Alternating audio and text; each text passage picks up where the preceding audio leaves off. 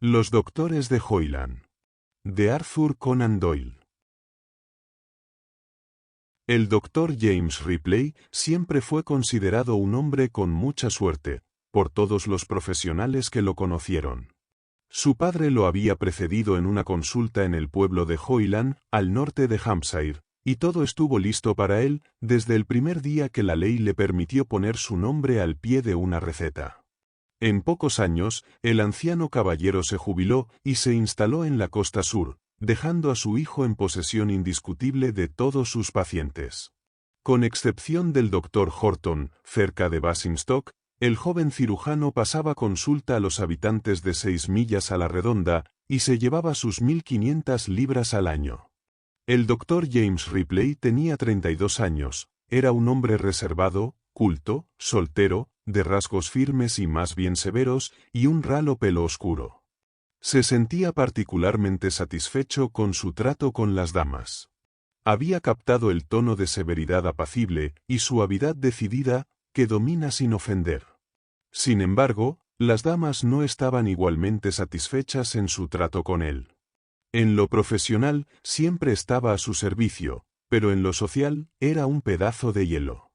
En vano, las damas rurales le invitaban a tomar el té o a cenar para presentarle a sus hijas casaderas.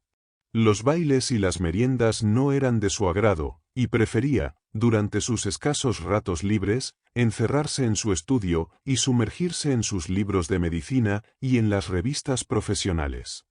El estudio era su pasión, y no quería padecer esa especie de oxidación mental que suele acumularse alrededor de un médico rural. Su ambición era mantener sus conocimientos tan frescos y brillantes como cuando recién abandonó la facultad de medicina.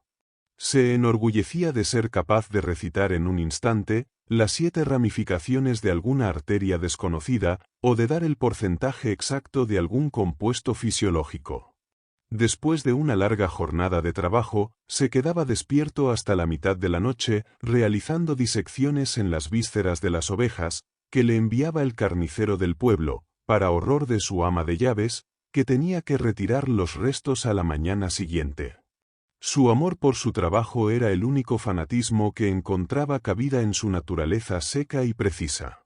Su mayor mérito era mantenerse al día en sus conocimientos, ya que no tenía competencia que lo obligara a esforzarse. En los 7 años que había ejercido en Hoyland, 3 rivales se habían enfrentado a él, 2 en el mismo pueblo, y 1 en la aldea vecina de Lower Hoyland. De ellos, uno había enfermado y se había retirado, siendo, según se decía, el único paciente al que había tratado durante los 18 meses en que había ejercido como médico rural. Un segundo, había comprado una cuarta parte de una consulta de Basingstoke y se había marchado honorablemente, mientras que un tercero había desaparecido una noche de septiembre, dejando tras de sí una casa destrozada y una factura de medicamentos sin pagar. Desde entonces, el distrito se había convertido en el monopolio del Dr. Ripley, y nadie se había atrevido a medirse con la fama establecida del médico de Hoyland. Fue, entonces, con una sensación de cierta sorpresa y considerable curiosidad, que una mañana, al atravesar Lower Hoyland, se dio cuenta de que la nueva casa, al final del pueblo, estaba ocupada, y que una placa de bronce brillaba sobre la puerta batiente que daba a la carretera principal. James Ripley detuvo su yegua castaña y miró la placa detenidamente. Berrinder Smith, médico, estaba impreso en letras muy pequeñas y pulcras. El último que había ocupado aquella consulta se había anunciado con una placa deslumbrante donde su nombre figuraba en grandes caracteres. El Dr. James Ripley notó la diferencia y dedujo de ello que el recién llegado, posiblemente, resultaría un oponente más formidable. Se convenció de ello esa noche, cuando fue a consultar el directorio médico actual. Por él, se enteró de que el Dr. Berrinder Smith poseía títulos excelentes, que había estudiado con honores en Edimburgo, París, Berlín y Viena, y que había sido galardonado con una medalla de oro y la beca Lee Hopkins por investigación original, en reconocimiento a una investigación exhaustiva sobre las funciones de las raíces nerviosas espinales anteriores. El doctor Ripley se pasó los dedos por el pelo ralo, perplejo, al leer el historial de su rival. ¿Qué demonios podía pretender un hombre tan brillante al instalar su consulta en una pequeña aldea de Hampshire? Pero el doctor Ripley se dio a sí mismo una explicación al enigma. Sin duda, el doctor Berrinder Smith había ido allí, simplemente, para realizar alguna investigación científica, en paz y tranquilidad. La placa estaba colocada como una dirección indicativa, más que como una invitación a los pacientes. Por supuesto, esa debía ser la verdadera explicación. En ese caso, la presencia de este brillante vecino sería algo espléndido para sus propios estudios. A menudo, había anhelado una mente afín, un colega con el que poder compartir conocimientos y opiniones. La casualidad se lo había traído y se alegró enormemente. Y fue esta alegría la que le llevó a dar un paso que estaba en total desacuerdo con su proceder habitual. Es costumbre que un médico recién llegado llame primero a un médico veterano, y la etiqueta en este asunto es estricta. El doctor Ripley era pedantemente exacto en estos puntos, y sin embargo, al día siguiente, se dirigió deliberadamente al domicilio del doctor Berrinder Smith para visitarlo.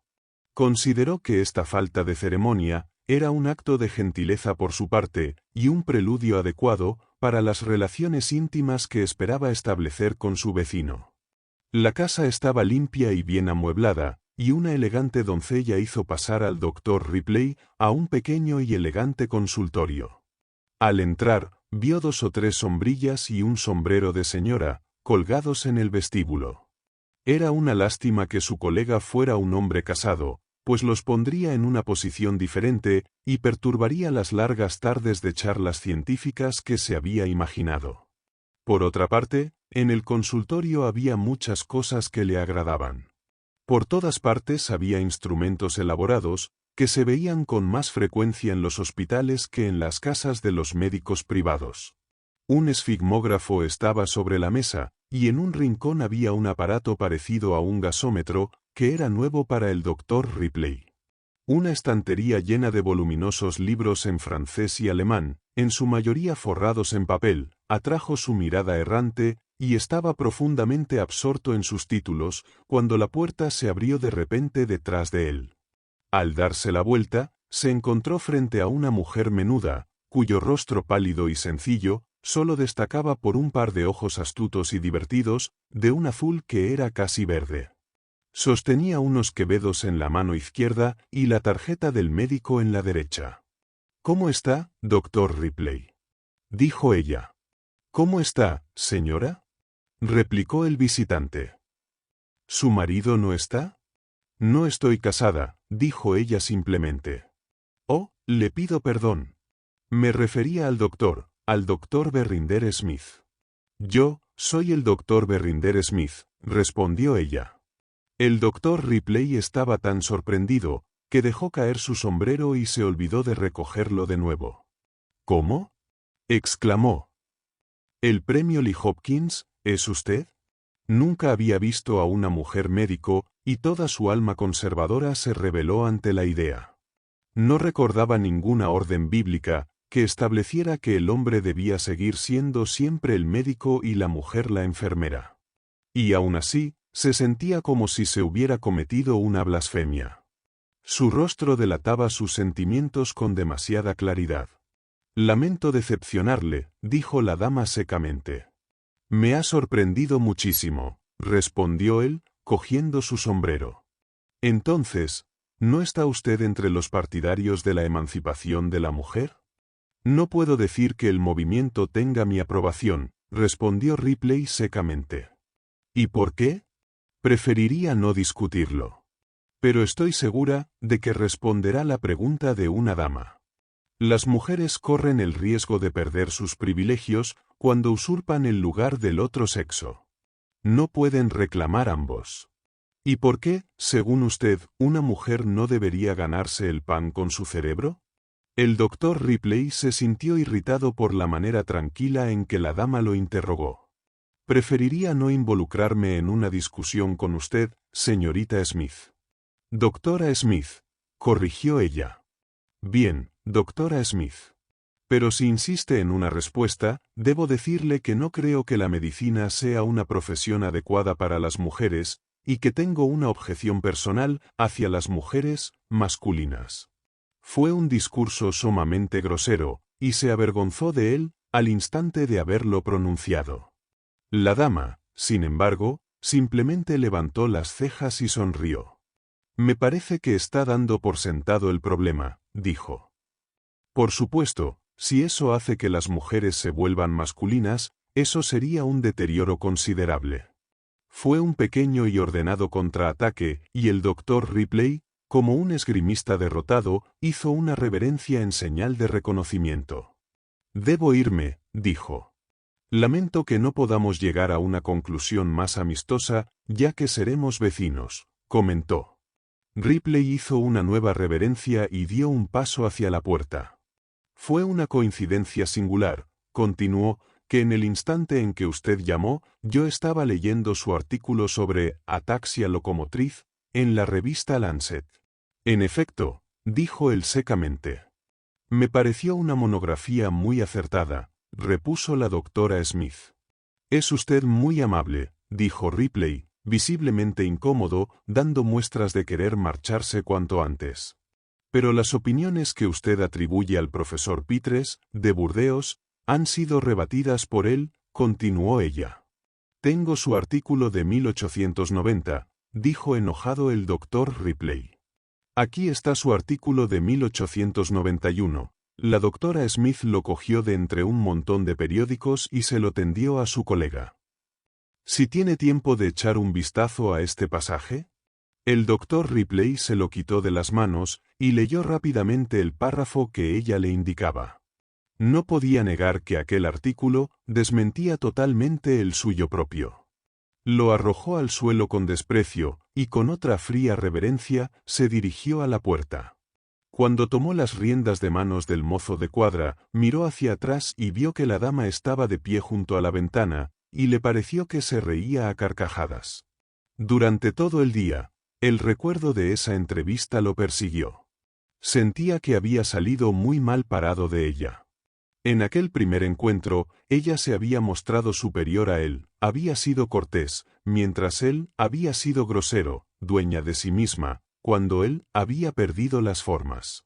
Y por encima de todo, estaba su presencia, su monstruosa intrusión que le irritaba tanto. Una mujer médico había sido para él, hasta entonces, únicamente una idea abstracta, desagradable pero distante. Ahora estaba allí, en plena práctica, con una placa de bronce como la suya, compitiendo por los mismos pacientes. No es que temiera la competencia, pero se oponía a esta rebaja de su ideal de feminidad. No podía tener más de 30 años, y también tenía un rostro brillante y ágil.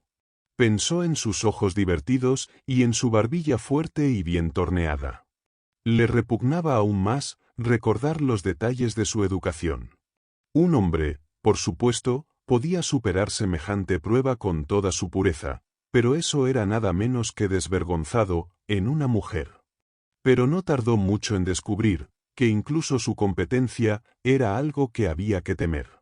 La novedad de su presencia había atraído a su consulta a unos cuantos enfermos curiosos, y una vez allí, habían quedado tan impresionados por la firmeza de sus modales, y por los singulares y novedosos instrumentos con los que golpeaba, miraba y sondeaba, que se convirtió en el centro de las conversaciones vecinales durante semanas.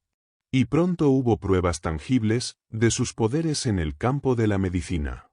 El granjero Eaton, cuya úlcera callosa se había extendido silenciosamente por su espinilla durante años, fue pintado con un líquido vesicante, y descubrió, después de 3 noches terribles, que su llaga había sido estimulada hasta sanar. La señora Crowther, que siempre había considerado la marca de nacimiento de su segunda hija Elisa como una señal de la indignación del Creador, se enteró de que, con la ayuda de 2 agujas galvánicas, el daño no era irreparable. Un mes después, la doctora Berrinder Smith ya era conocida, y 2 después ya era famosa. De vez en cuando, el doctor Ripley se la encontraba mientras hacía sus rondas. Ella se desplazaba en un cochecito alto, llevando ella misma las riendas. Cuando se encontraban, él invariablemente se quitaba el sombrero con meticulosa cortesía, pero la fría severidad de su rostro demostraba lo formal que era su amabilidad. De hecho, su antipatía se estaba profundizando rápidamente hasta convertirse en un absoluto odio. La mujer asexuada era la descripción que se permitía dar de la doctora ante aquellos de sus pacientes que todavía se mantenían fieles. Pero, en realidad, eran un grupo que disminuía rápidamente, y cada día, su orgullo se sentía herido por la noticia de alguna nueva deserción. De alguna manera, la dama había impresionado a la gente del campo, con una creencia casi supersticiosa en su poder, y de lejos y de cerca, acudían en masa a su consultorio. Pero lo que más irritaba a Ripley era que ella hiciera algo que él había declarado impracticable. A pesar de todos sus conocimientos, carecía de valor como cirujano, y por lo general, enviaba a Londres a sus peores casos, para que fuesen intervenidos allí. La doctora Smith, sin embargo, no tenía debilidades de ese tipo y aceptaba todo lo que se le presentaba. Para él, fue una agonía saber que estaba a punto de enderezar el pie zambo del pequeño Alec Turner, y junto a esa noticia llegó una nota de la madre del muchacho, la esposa del rector, preguntándole si sería tan amable de actuar como cloroformista. Sería inhumano negarse, ya que no había nadie que pudiera ocupar el puesto, pero eso era hiel y ajenjo para su naturaleza sensible. Sin embargo, a pesar de su irritación, no pudo dejar de admirar la destreza con la que llevaba a cabo la intervención. Ella manejaba aquel pequeño pie con tanta delicadeza y sostenía el pequeño bisturí, como un artista sostiene su lápiz. Una inserción directa, un corte en un tendón, y todo terminó sin una mancha en la toalla blanca que había debajo. Ripley nunca había visto nada más magistral, y tuvo la honestidad de decirlo, aunque la habilidad de la doctora Smith aumentó su antipatía hacia ella.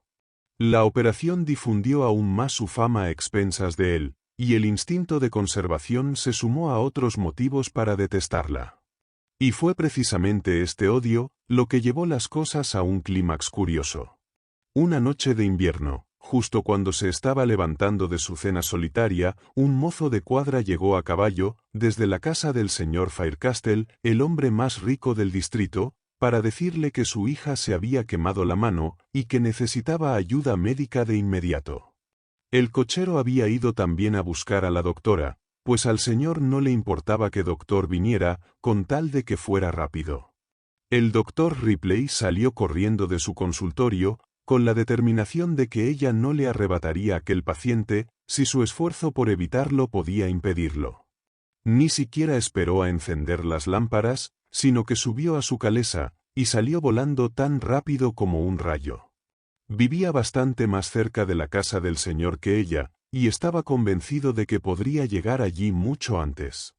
Y lo habría conseguido, de no ser por ese caprichoso elemento del azar, que siempre enturbia los asuntos de este mundo y deja atónitos a los profetas. Ya sea por falta de luz o porque su mente estaba llena de pensamientos sobre su rival, no tomó a tiempo la curva cerrada hacia la carretera de Basingstoke. El carruaje volcó, y el caballo asustado se alejó galopando en la oscuridad, mientras el mozo de cuadra del señor Faircastle, que acompañaba a Ripley, salía a rastras de la zanja en la que había ido a parar. Encendió una cerilla, miró al doctor que gemía, y luego, como hacen los hombres rudos y fuertes, cuando ven lo que no han visto antes, se sintió muy mal. El médico se incorporó un poco, apoyándose en el codo, a la luz de la cerilla, y vislumbró algo blanco y afilado, que le erizaba la piel por la pernera del pantalón hasta la mitad de la espinilla. «Una fractura», gruñó. «Un trabajo de 3 meses», y se desmayó.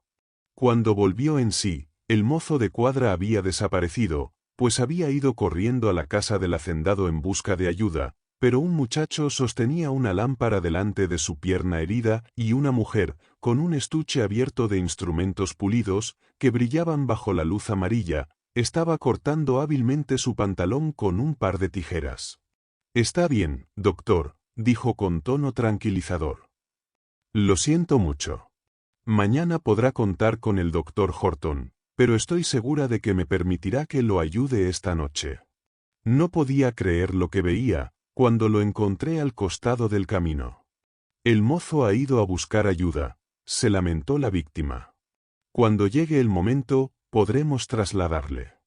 Un poco más de luz, Ion. Ay, Dios mío, vamos a sufrir una laceración, si no reducimos esto antes de trasladarle. Permítame que le dé una bocanada de cloroformo, y no tengo ninguna duda de que puedo conseguir la cantidad suficiente para... El doctor Ripley no oyó el final de la frase. Trató de levantar una mano y murmurar algo en señal de protesta, pero un olor dulce le invadió la nariz y una sensación de paz y letargo se apoderó de sus nervios crispados. Se hundió en un agua clara y fresca, cada vez más abajo, suavemente, sin esfuerzo, mientras el agradable sonido de un gran campanario subía y bajaba en sus oídos.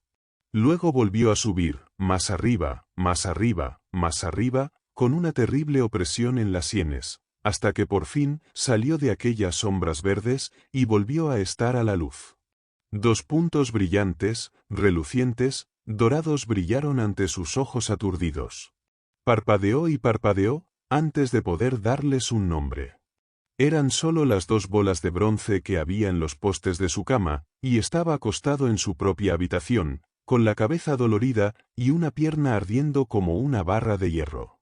Al girar los ojos, vio el rostro sereno de la doctora Berrinder Smith, mirándolo. «Ah, por fin», dijo ella. Le mantuve dormido durante todo el camino a casa, porque sabía lo dolorosas que serían las sacudidas. Ahora está en buena posición, con la pierna inmovilizada. Le he administrado morfina para el dolor. ¿Quiere que le diga a su mozo de cuadra que vaya a buscar al doctor Horton por la mañana? Preferiría que continuara usted con el caso, dijo el doctor Ripley débilmente. Y luego, con una risa medio histérica, añadió. Tiene a todo el resto de la parroquia como pacientes, así que bien podría completar el asunto, atendiéndome a mí también. No fue un discurso muy amable, pero fue una mirada de compasión y no de enojo, la que brilló en los ojos de la doctora Smith mientras se alejaba de su cama. El doctor Ripley tenía un hermano, William, que era cirujano asistente en un hospital de Londres, y que se encontraba en Hampshire cuando se enteró del accidente. Acudió de inmediato a visitarle, y levantó las cejas con sorpresa cuando escuchó los detalles. ¿Qué? ¿Te está atendiendo una mujer? Gritó. No sé qué habría hecho sin ella, repuso Ripley. No tengo ninguna duda de que es una excelente enfermera. Ella conoce su trabajo tan bien como tú o como yo, William. Habla por ti mismo, James, dijo el londinense con desdén. Pero, aparte de eso, sabes que el principio de la cuestión es totalmente erróneo. ¿No crees que quizá estemos equivocados en nuestros prejuicios? Dios mío, ¿eso piensas? No lo sé. Durante la noche se me ocurrió que quizá teníamos una visión un poco estrecha. Tonterías, James. Está muy bien que las mujeres ganen premios en las aulas, pero tú, sabes tan bien como yo, que no sirven de nada en una emergencia. Ahora bien, te aseguro que esa mujer estaba muy nerviosa cuando te estaba arreglando la pierna. Eso me recuerda que será mejor que le eche un vistazo y me asegure de que está bien. Preferiría que no lo hicieras, dijo el paciente. Ella me ha asegurado que está bien. Su hermano William quedó profundamente conmocionado. Por supuesto, si la seguridad de una mujer vale más que la opinión del cirujano asistente de un hospital de Londres, no hay nada más que decir, comentó. Preferiría que no lo tocases, dijo el paciente con firmeza, y el doctor William regresó a Londres esa misma tarde, muy enfadado. La doctora, que había sabido de la llegada del hermano de Ripley, quedó muy sorprendida al enterarse de su partida tan precipitada. Tuvimos una diferencia sobre una cuestión de etiqueta profesional, dijo el doctor Ripley. Y esa fue la única explicación que pudo dar. Durante 2 largos meses, el doctor Ripley estuvo en contacto diario con su colega y rival, y aprendió muchas cosas que no sabía antes. Ella era una compañera encantadora, además de una doctora sumamente competente. Su breve presencia, durante el largo y agotador día, era como una flor en un desierto de arena. Lo que a él le interesaba era, precisamente, lo que a ella le interesaba, y ella podía enfrentarse a él en todos los aspectos, en igualdad de condiciones. Y sin embargo, bajo toda su erudición y firmeza, se escondía una dulce naturaleza femenina, que se asomaba en su conversación, brillaba en sus ojos verdosos y se mostraba de mil maneras sutiles, que el más torpe de los hombres podía leer. Y él, aunque un poco mojigato y pedante, no era en absoluto tonto, y tenía la honestidad suficiente para confesar cuando se equivocaba. No sé cómo pedirle disculpas, dijo un día, con su habitual timidez, cuando su fractura había ya mejorado tanto como para poder sentarse en un sillón, con la pierna apoyada en una butaca. Siento que he cometido un gran error. ¿A qué se refiere?, preguntó ella. En cuanto a la cuestión de la mujer.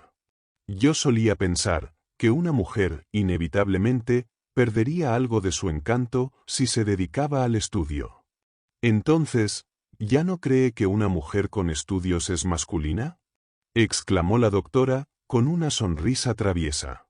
Por favor, no recuerde mis desafortunadas palabras. Me siento muy complacida de haber contribuido a cambiar su punto de vista. Creo que es el cumplido más sincero que me han hecho jamás. De todos modos, es la verdad, dijo él, y estuvo feliz toda la noche, al recordar el rubor de placer que hizo que su pálido rostro pareciera bastante atractivo por un instante. En efecto, ya había pasado la etapa en la que pensaba que ella era como cualquier otra mujer. Ya no podía ocultarse a sí mismo que ella se había convertido para él en la única mujer. Su delicada habilidad, su tacto suave, su dulce presencia, la comunidad de gustos, todo, se había unido para trastocar irremediablemente sus anteriores opiniones. Cuando, por algún motivo, ella no podía acudir a visitarlo, el día se volvía triste y sombrío. Y ahora, que ya casi recuperado, su convalecencia tocaba a su fin, temía que su trato ya no sería tan asiduo como antes. Un día, en el que ella llegó, para efectuarle un último reconocimiento, Ripley sintió que la fortuna de toda su vida dependería del resultado de esa entrevista final. Era un hombre directo por naturaleza, así que puso su mano sobre la de ella, mientras le tomaba el pulso, y le preguntó si quería ser su esposa. ¿Para asociarnos y unificar nuestras consultas?, dijo ella con humor. Él reaccionó a esas palabras con dolor y rabia. «Seguro que no me atribuye un motivo tan bajo», exclamó dolido. «La amo tan desinteresadamente como jamás se ha amado a ninguna mujer». «Perdóneme». Fue una respuesta estúpida, dijo ella, moviendo su silla un poco hacia atrás y dándose golpecitos con el estetoscopio en la rodilla. «Olvídese de lo que le he dicho. Lamento mucho causarle una decepción, y aprecio enormemente el honor que me hace, pero lo que me pide es completamente imposible». Con otra mujer podría haber insistido en el tema, pero su instinto le decía que con esta era inútil. Su tono de voz era concluyente. No dijo nada, pero se reclinó en su silla como un hombre afligido. «Lo siento mucho», repitió ella. Si hubiera sabido lo que pasaba por su mente, le habría dicho ya, que tengo la intención de dedicar mi vida por completo a la ciencia. Hay muchas mujeres con capacidad para el matrimonio, pero pocas con gusto por la biología. Por lo tanto, me mantendré fiel a mi propia línea. Vine aquí, mientras esperaba una vacante en el Laboratorio de Fisiología de París. Acabo de enterarme de que hay una vacante para mí allí, así que ya no le molestará más mi intrusión en sus dominios. Le he hecho una injusticia, igual que usted me la hizo a mí. Pensé que era usted un pedante de mente estrecha, sin ninguna buena cualidad. Pero durante su convalecencia he aprendido a apreciarle mejor, y el recuerdo de nuestra amistad siempre será muy agradable para mí. Y así sucedió que, en pocas semanas, solo había un médico en Hoyland. Pero la gente notó que el doctor Ripley había envejecido muchos años en pocos meses, que una tristeza cansina acechaba siempre en las profundidades de sus ojos, y que estaba menos preocupado que nunca por las jóvenes casaderas que el azar o sus codiciosas madres ponían en su camino. Fin. Gracias por ver este vídeo. Por favor, no olvides suscribirte, dar a me gusta, compartirlo y dejar un comentario. Si te ha gustado este relato, puedes encontrar más audiolibros en nuestro canal, Homo Lector.